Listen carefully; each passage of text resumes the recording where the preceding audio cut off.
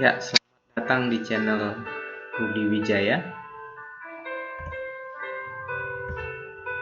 Kali ini kita akan belajar IPA, Ilmu Pengetahuan Alam kelas 7 semester pertama, bab pertama atau bab 1. Ini akan membahas tentang objek IPA dan pengamatannya. Kita langsung saja. Nah, mengawali materi kita, saya ucapkan selamat. Kamu sekarang telah menjadi peserta didik kelas 7. Saatnya kamu mempelajari lebih dalam lagi tentang benda-benda yang ada di sekitarmu. Benda-benda yang ada di sekitarmu dapat dipelajari melalui mata pelajaran IPA atau Ilmu Pengetahuan Alam. IPA adalah ilmu tentang segala sesuatu yang ada di sekitarmu. Nah, para ilmuwan atau saintis mempelajari hal-hal yang terjadi di sekitarmu dengan cara melakukan serangkaian penelitian dengan sangat cermat dan hati-hati. Dengan cara seperti itu, para ilmuwan dapat menjelaskan apa dan mengapa sesuatu yang ada di alam sekitar dapat terjadi, serta memperkirakan sesuatu yang terjadi saat ini maupun saat yang akan datang. Hasil temuan mereka dapat dimanfaatkan untuk kesejahteraan hidup manusia.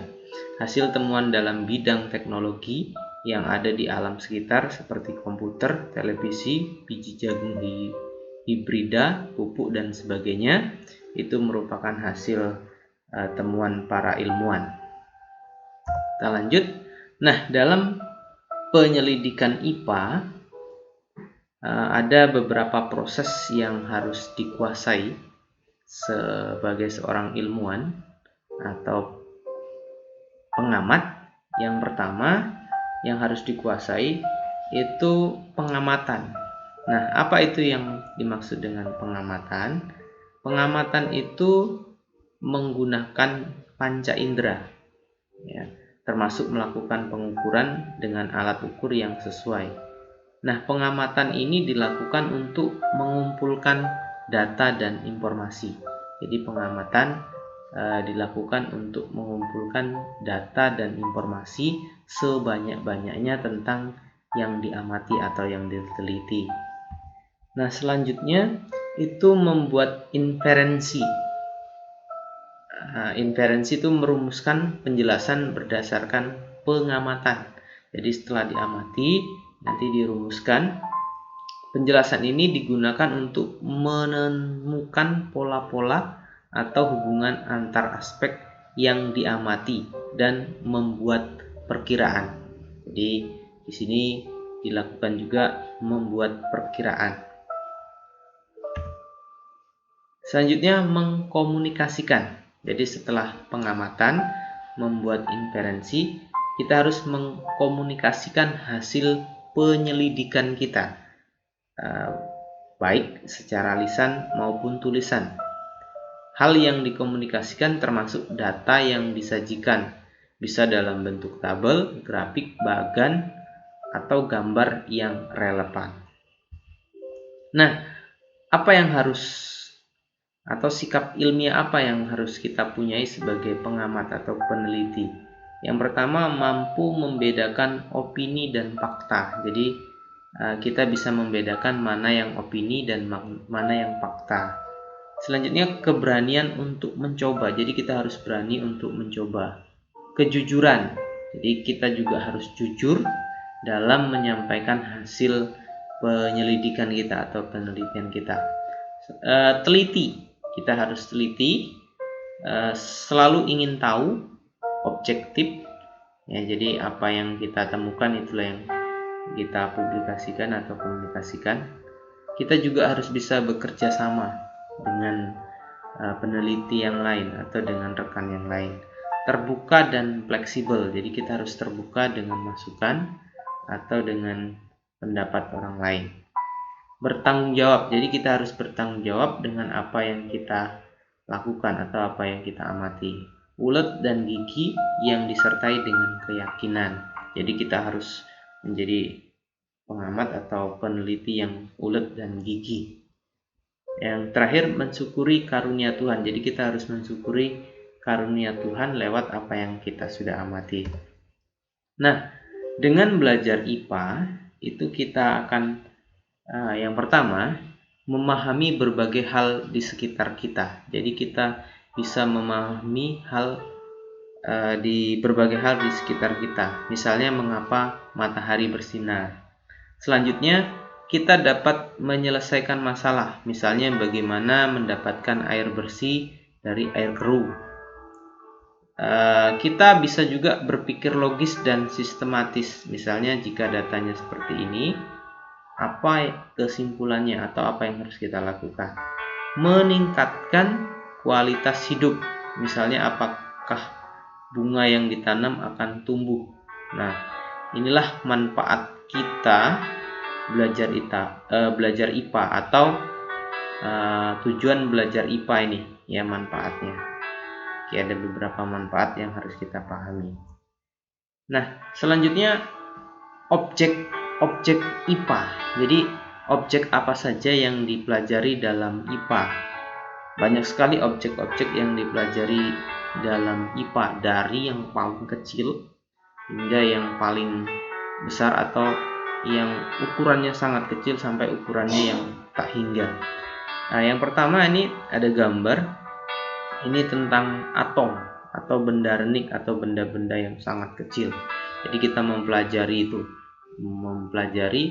benda renik berupa atom atau mikroorganisme yang sangat kecil.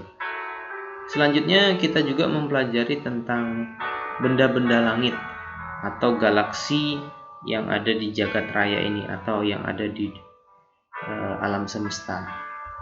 Nah, kita juga mempelajari mikroorganisme, ya, misalnya virus, bakteri, jamur dan sebagainya. Kita mempelajari mikroorganisme. Kita juga nanti akan mempelajari tentang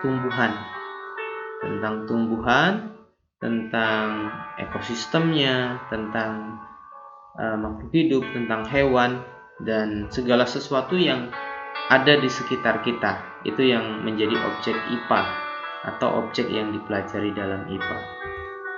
Nah, pada saat ini penyelidikan tentang alam telah menghasilkan sekumpulan pengetahuan yang demikian kompleks, artinya sangat banyak sekali. Untuk memudahkan pengetahuan tersebut, pengetahuan tersebut digolongkan menjadi 4 bagian besar. Yang pertama, fisika. Nah, fisika ini mempelajari tentang aspek mendasar alam, misalnya materi, energi, gaya, gerak, panas, cahaya, dan berbagai gejala alam fisik lainnya. Selanjutnya bidang kimia, meliputi penyelidikan tentang penyusun dan perubahan zat. Biologi itu mempelajari tentang sistem kehidupan mulai dari ukuran renik sampai dengan lingkungan yang sangat luas. Yang keempat itu ilmu bumi dan antariksa. Ini mempelajari asal mula bumi, perkembangan dan keadaan saat ini, bintang-bintang, planet, dan berbagai benda langit lainnya. Selanjutnya, dalam penyelidikan itu kita tidak terlepas dari pengukuran. Jadi pengukuran itu adalah bagian dari pengamatan atau penyelidikan.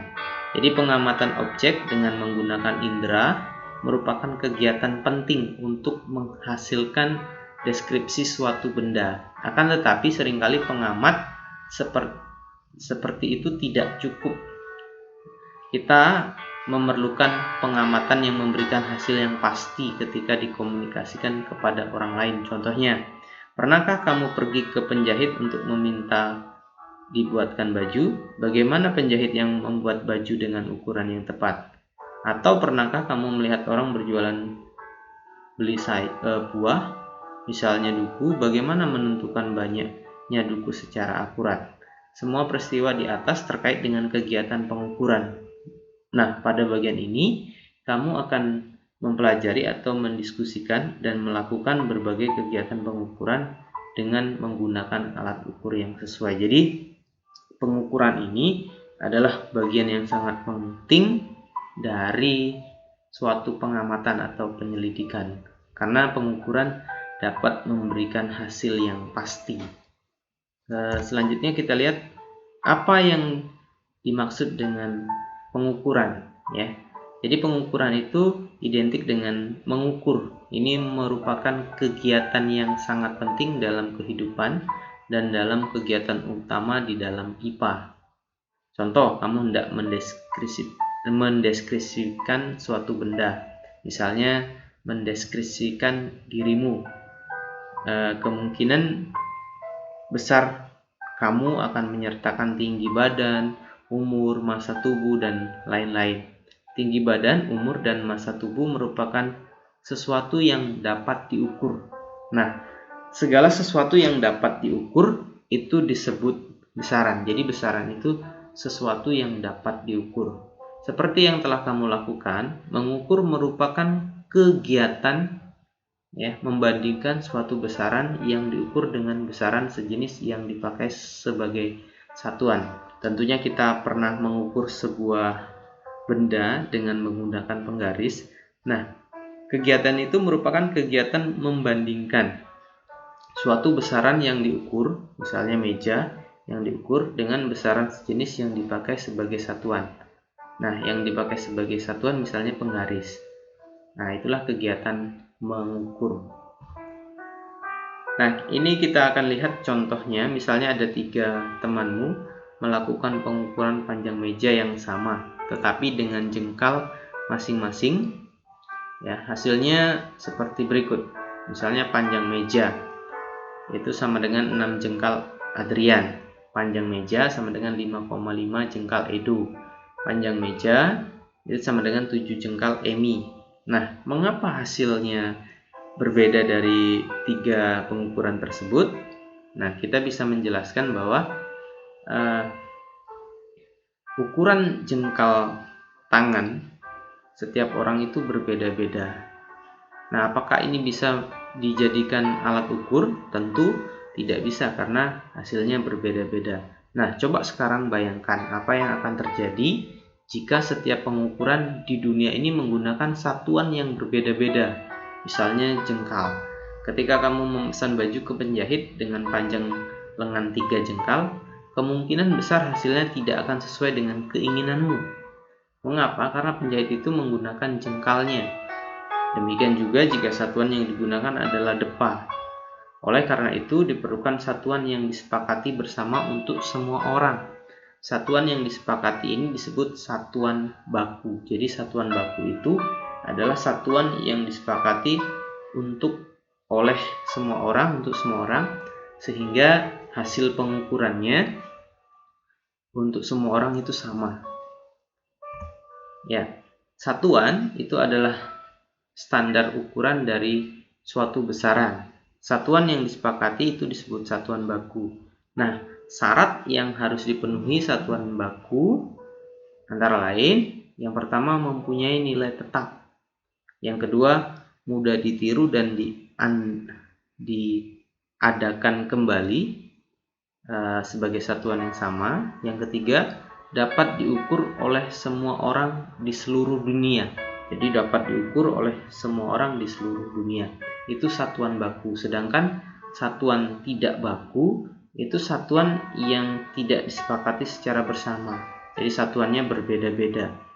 Ya, ukurannya berbeda-beda. Jadi antara satu orang dengan orang yang lain itu hasilnya akan berbeda. Contohnya tadi ada jengkal, depa, dan sebagainya. Selanjutnya kita lihat.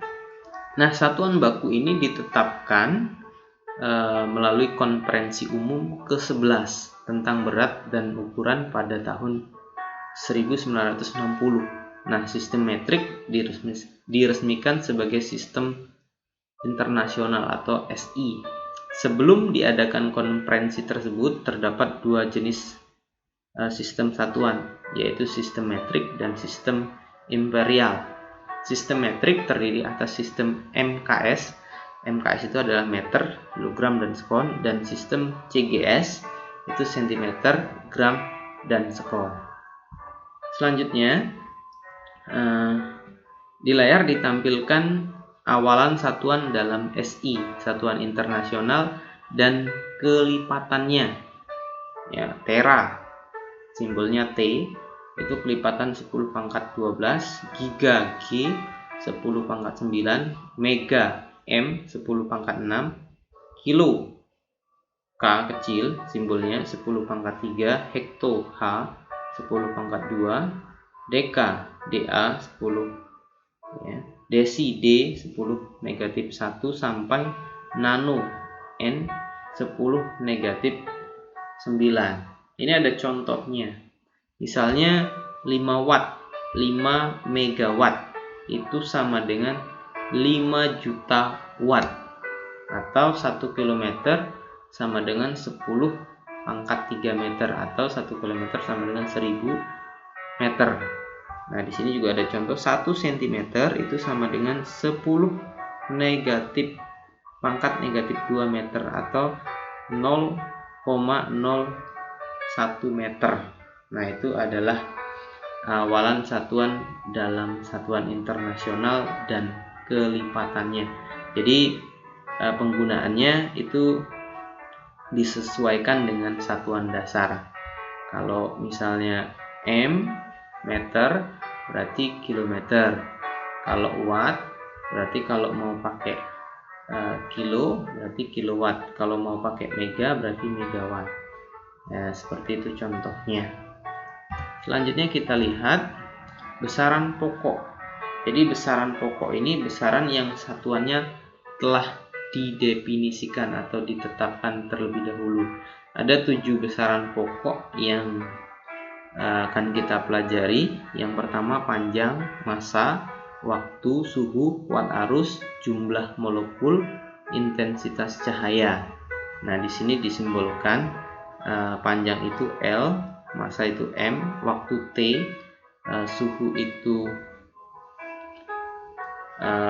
T, watt arus I, jumlah molekul N, intensitas cahaya I, ya.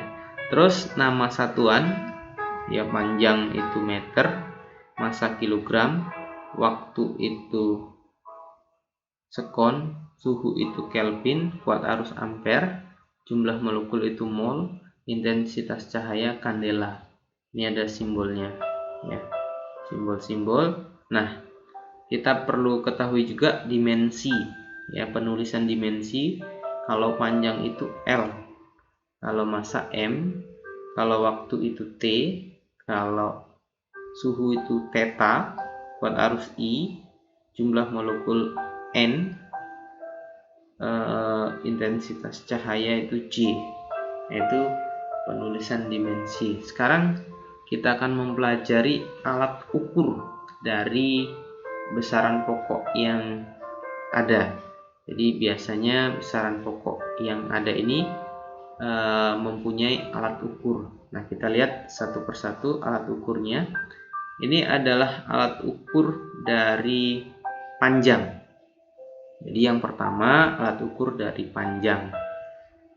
Nah, mungkin ini kita pernah lihat gambar-gambar alat ukur panjang. Yang pertama, yang A ini adalah pita ukur atau metlin. Ini biasanya untuk mengukur, digunakan penjahit, ya, untuk mengukur baju. Selanjutnya ada meteran gulung. Nah, ini meteran gulung biasanya dipakai oleh tukang untuk mengukur panjang lebar suatu tempat. Selanjutnya ada mistar. Nah, ini yang sering kita gunakan, mistar. Jadi itu adalah alat untuk mengukur panjang. Ada lagi jangka sorong. Ini untuk mengukur diameter suatu benda yang kecil, misalnya diameter dari as motor atau sebagainya, ya, lain sebagainya. Selanjutnya kita lihat bagaimana cara, ya, yang benar dalam membaca alat ukur, terutama alat ukur panjang, ya. Jadi membaca alat ukur itu posisi mata harus tegak lurus dengan skala. Jadi dengan skala harus tegak lurus. Jadi tidak boleh dari miring dari kiri atau dari kanan, itu tidak boleh. Jadi harus tegak lurus dengan skala alat ukurnya. Nah, itu cara membaca alat ukur panjang. Nah, kita lihat di sini ada gambar neraca lengan. Nah, neraca lengan ini digunakan untuk mengukur massa benda. Ya, jadi digunakan untuk mengukur massa benda. Di sini juga ada gambar neraca pegas. Nah, neraca pegas ini biasanya digunakan untuk mengukur berat benda. Jadi, mungkin kalian masih ingat apa bedanya massa dengan berat benda. Ya, kalau massa itu ya tidak dipengaruhi oleh gravitasi, tapi kalau berat benda itu massa dikali gravitasi. Nah, itu perbedaan massa dengan berat benda. Nah, ini juga neraca Ohaus yang digunakan untuk mengukur massa. Nah, kita lihat contoh hasil pengukuran massa benda dengan neraca Ohaus. Ini ada salah satu contoh pengukuran suatu materi atau suatu benda. Di sini misalnya menunjukkan 10, 90 dan 7,5. Jadi hasil pengukurannya tambahkan saja. Ini 100 ditambah 90 ditambah 7,5. Jadi 197,5 hasil pengukurannya. Jadi tinggal ditambahkan saja. Selanjutnya ini ada jam tangan dan stopwatch. Kalau jam tangan, saya yakin semua kalian sudah pernah melihat dan mungkin menggunakan jam tangan. Itu alat pengukur waktu. Jadi fungsinya untuk menentukan waktu. Sini juga ada stopwatch. Ini untuk mengukur waktu. Nah, selanjutnya ini ada multimeter atau digital multimeter. Ini banyak fungsinya, salah satunya untuk mengukur ampere meter, mengukur ampere. Untuk mengukur ampere. Di sini juga ada gambar termometer. Saya yakin juga ini sudah pernah melihat termometer. Nah, termometer itu banyak macamnya. Salah satunya di sini ada termometer digital, termometer suhu badan, ada termometer lab dan termometer ruangan. Nah, itu jenis-jenis termometer ini untuk mengukur suhu. Nah, selanjutnya adalah besaran turunan. Jadi besaran turunan itu adalah besaran yang diturunkan dari besaran pokok. Jadi besaran turunan ini adalah besaran yang diturunkan dari besaran pokok. Misalnya, yang pertama luas. Jadi lambangnya, besaran turunannya itu L biasanya atau A. Panjang kali lebar, satuannya meter persegi. Volume V ya, panjang kali lebar kali tinggi meter kubik. Nah, saya yakin ini sudah dipelajari di SD, luas, volume ya. Massa jenis ini rho, bacanya rho. Massa per volume, kilogram per meter kubik. Kecepatan V ya, perpindahan per waktu, meter per sekon. Percepatan A, kecepatan per waktu, meter per sekon kuadrat. Gaya F, massa kali percepatan. Satuannya Newton atau kilogram meter per sekon kuadrat. Usaha dan energi W, gaya kali perpindahan, satuannya Joule atau kilogram meter kuadrat per sekon kuadrat. Tekanan P ya, gaya per luas, satuannya Pascal atau Newton per meter kuadrat. Daya P, usaha per waktu, satuannya Watt, kilogram meter kuadrat per sekon kubik ya. Momentum P, massa kali kecepatan, kilogram meter per sekon. Masih banyak lagi sebenarnya besaran-besaran turunan. Nanti kalian bisa cari sendiri. Paling tidak ini saya kasih contoh besaran-besaran turunan yang ada. Oke. Terima kasih telah menyaksikan video ini. Semoga bermanfaat. Nah, jangan lupa like, share, dan subscribe video ini. Terima kasih.